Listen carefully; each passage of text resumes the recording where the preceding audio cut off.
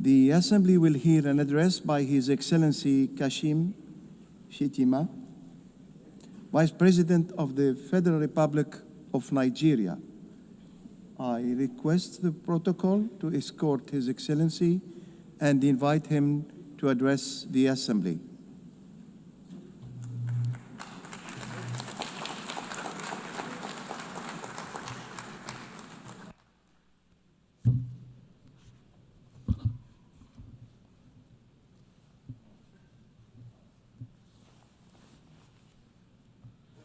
Madam President, Mr. Secretary General, Excellencies, Heads of State and Government, distinguished delegates.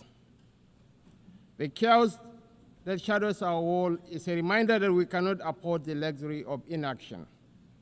We will have been consumed by our differences had there been no community such as this to remind us that we are one human family. Even in our darkest hours, we have refused to be broken.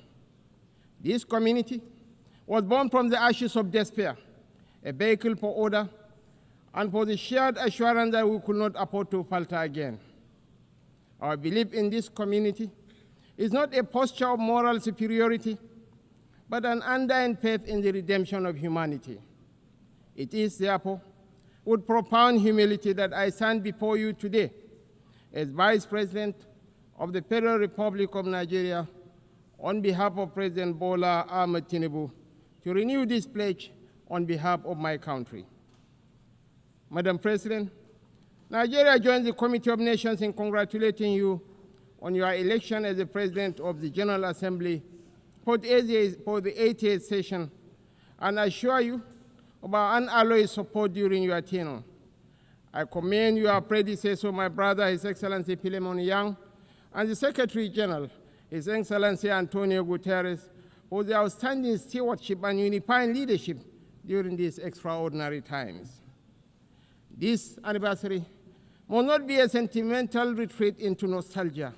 It must be a moment of truth, a pause to measure where we have stumbled and how we might have done better in turning our values into action that meets the demands of today. We are here to deliver a world of peace and development, where the respect for human rights is paramount. We must recalibrate the delicate balance between our roles as sovereign governments and our duties as collective partners to renew multilateralism in a world that has evolved far beyond what it was in 1945. The pace of change across borders is a force without pause.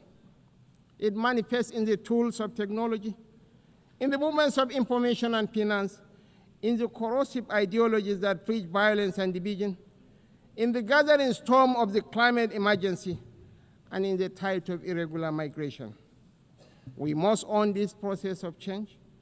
When we speak of nuclear disarmament, the proliferation of small weapons, Security Council reform, fair access to trade and finance, and the conflicts and human suffering across the world, we must recognize the truth.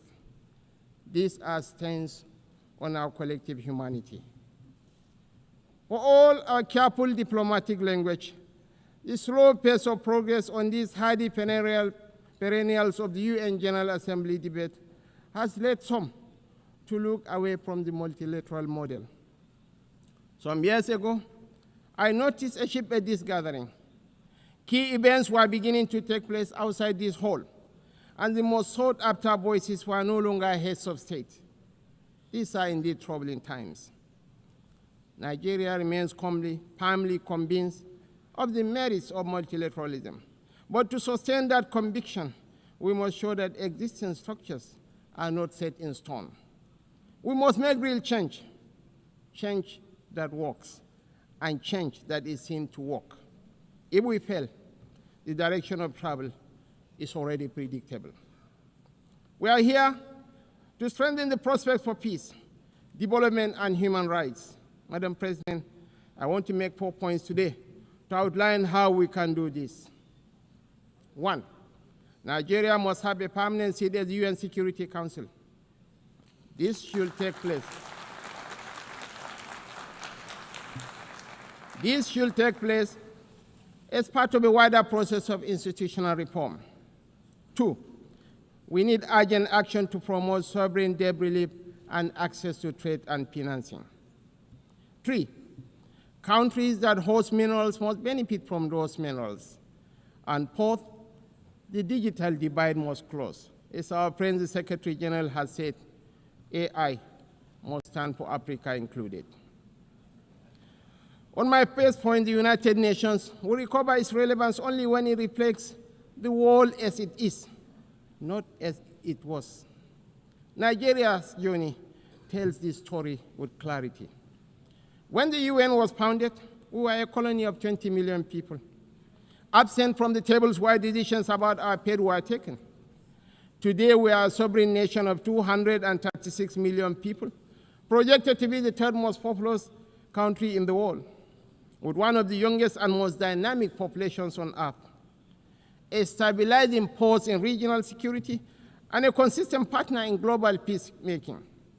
Our case for permanent seat at the Security Council is a demand for fairness, for representation, and for reform that restores credibility to the very institution upon which the hope of multilateralism rests. This is why Nigeria stands firmly behind the UN-80 initiative of the UN Secretary General and the resolution adopted by this Assembly on 18 July 2025, a bold step to reform the wider United Nations system for greater relevance, efficiency, and effectiveness in the face of unprecedented financial strain. We support the drive to rationalize structures and end the duplication of responsibilities and programs so that this institution may speak with one voice and act with greater coherence. Madam President, Africa, none of us in this world can function peacefully in isolation. This is the heavy burden of sovereignty. Sovereignty is a covenant of shared responsibility, a recognition that our survival is bound to the survival of others. To live up to this charge, we must work hand in hand with our neighbors and partners. We must follow the trails of weapons, of money, and of people. For these forces, too often driven by faceless non-state actors, ignite the fires of conflict across our region. Madam President, Nigeria's soldiers and civilians carry a proud legacy. They have participated in 51 out of 60 United Nations peacekeeping operations since our independence in 1960.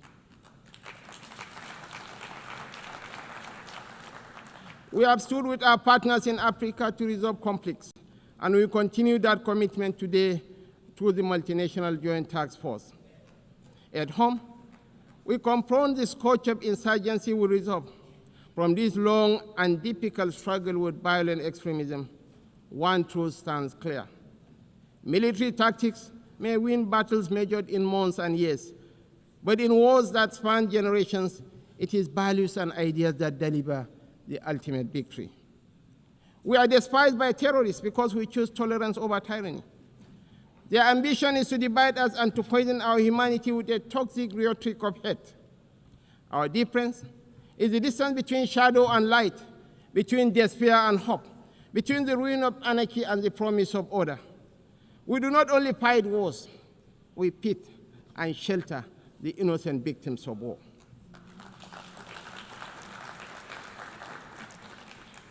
This is why we are not indifferent to the devastations of our neighbors near and distant.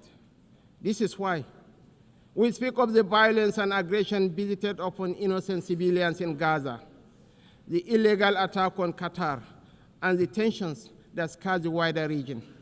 It is not only because of the culture of impunity that makes such acts intolerable, but because our own bitter experience has taught us that such violence never ends where it begins. We do not believe that the sanctity of human life should be trapped in the corridors of endless debate. That is why we say, without stuttering and without doubt, that a two-state solution remains the most dignified path to lasting peace for the people of Palestine.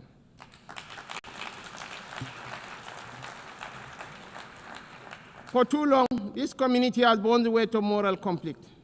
For too long, we have been caught in the crossfire of violence that offends the conscience of humanity. We come not as partisans, but as peacemakers. We come as brothers and sisters of a shared wall, a wall that must never reduce the right to live into the currency of devious politics. The people of Palestine are not collateral damage in a civilization searching for order. They are human beings, equal in worth, entitled to the same freedoms and dignities that the rest of us take for granted. We want to make the choice crystal clear. Civilized values over fear. Civilized values over vengeance. Civilized values over bloodshed. We show the opportunities that peace brings, just as the extremists hope to drive apart rival communities and different religions. We work through multilateral platforms within the rule of law to build the consensus and support that makes this immensely difficult and dangerous task that much easier. This is how we deny our enemies the space they crave to fuel tension and despair.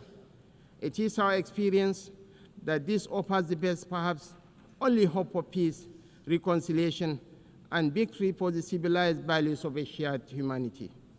Nigeria is a diverse country, also recognizes the variable geometry of democracy in different forms and speeds. For this reason, we are working with the United Nations to strengthen democratic institutions in our region and beyond through the Regional Partnership for Democracy. Madam President, point 2. The price of peace is eternal vigilance. The increasingly difficult security outlook has prompted many member states to count the cost of the emerging world order. We in Nigeria are already familiar with so difficult choices: infrastructure renewal or defense platforms, schools or tanks. Our view is that the path to sustainable peace lies in growth and prosperity. The government has taken difficult but necessary steps to restructure our economy and remove distortions, including subsidies and currency controls that benefited the few at the expense of the many. I believe in the power of the market to transform. Our task is to enable and facilitate, and to trust in the ingenuity and enterprise of the people. But the process of transition is difficult and brings unavoidable hardship. This year, we held the inaugural West African Economic Summit in Abuja to bring investors and opportunities together. The results far exceeded our expectations and are a clear indication of what innovation can deliver. It is in that same spirit of dynamic review that I invite the United Nations to re-examine the best use of scarce resources. One critical area is climate change. It is not an abstract issue about an indeterminate fate to be settled at some distant point in the future. It is not even solely an environmental issue. It is about national, regional, and international security. It is about irregular migration. Truly, this is an everyone issue. We are all stakeholders, and we are all beneficiaries of the best outcomes. Madam President, this is why relevant ministers have been instructed to work with the UN to make the best use of climate funds. We believe there are huge shared dividends to accrue from increased support for education, for resilient housing, for access to technology and financing to allow vulnerable communities to thrive, to become part of solutions rather than problems. Nigeria and Africa have made significant strides in recent years to put our affairs in order. We can take that progress to the next level, a level that presents new opportunities for trade, investment, and profit, if we can assess reforms to strengthen the international financial architecture. We need urgent action to promote debt relief, not as an act of charity, but as a clear path to the peace and prosperity that benefits us all. I'm calling for new and binding mechanism to manage sovereign debt, a sort of international court of justice for money that will allow emerging economies to escape the economic straitjacket of primary production of unprocessed exports. It has been over 4 decades since the Lagos Plan of Action outlined a route away from debt and dependence that highlighted opportunities that today should still be explored for local added value for processing and manufacturing in everything from agriculture to solid minerals and petrochemicals. The African Continental Free Trade Area is a remarkable achievement of cooperation. We remain fully committed to the achievement of the SDGs and are convinced that this can be best delivered by focusing principally on our primary mission of growth and prosperity. Madam President, on our third point, we welcome steps to move towards peace in the Democratic Republic of Congo. We agree that international investment and engagement offer a way out of the cycle of decay and violence. Access to strategic minerals from Sierra Leone in the 1990s and Sudan today has for too long been a source of conflict rather than prosperity. Africa, and I must include Nigeria, has in abundance the critical minerals that will derive and drive the technologies of the future. Investments in exploration, development and processing of these minerals in Africa will diversify supply to the international market, reduce tensions between major economies, and help shape the architecture for peace and prosperity on a continent that too often in the past has been left behind by the rivalries and competition between different power blocs. We know in Nigeria that we are more stable when those communities that have access to key resources are able to benefit from these resources. This has been our journey in the oil-producing region of the Niger Delta. I believe that will strengthen the international order when those countries that produce strategic minerals benefit fairly from those minerals in terms of investment, partnership, local processing, and jobs. When we export raw materials, as we have been doing, tension, inequality, and instability fester. Madam President, the fourth pillar for change that I am advocating is a dedicated initiative, bringing together researchers, private sector, government, and communities to close the digital divide. As we stand on the threshold of new and dramatic technological change, we are still absorbing the impact of the revolution on information and communication of the past 20 years.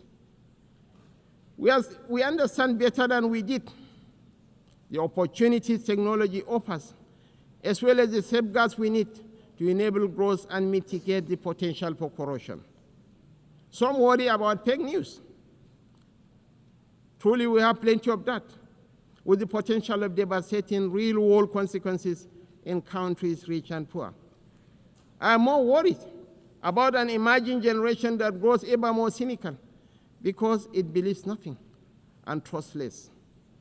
As technology shakes up public administration, law, finance, conflict, and so much of the human condition, I'm calling for a new dialogue to ensure we promote the best of the opportunities that are arising and promote the level of access that allows emerging economies more quickly to close a wealth and knowledge gap that is in no one's interest.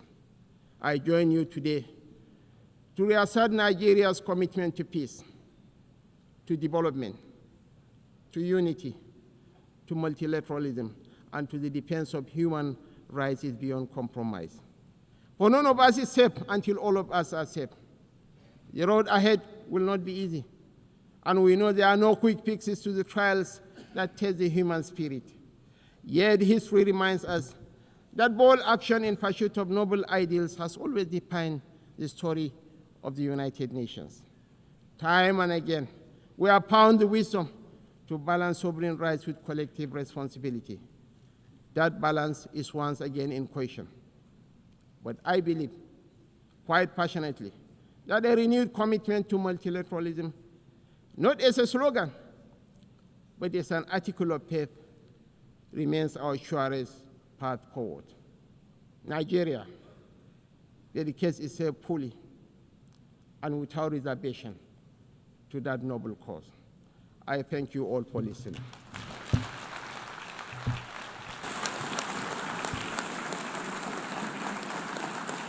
On behalf of the Assembly, I wish to thank the Vice President of the Federal Republic of Nigeria. See you next episode. For more on well-researched and balanced stories, events and interviews across business, tech innovation and lifestyle, please like, share and subscribe to this channel, www.youtube.com/Digivation Network.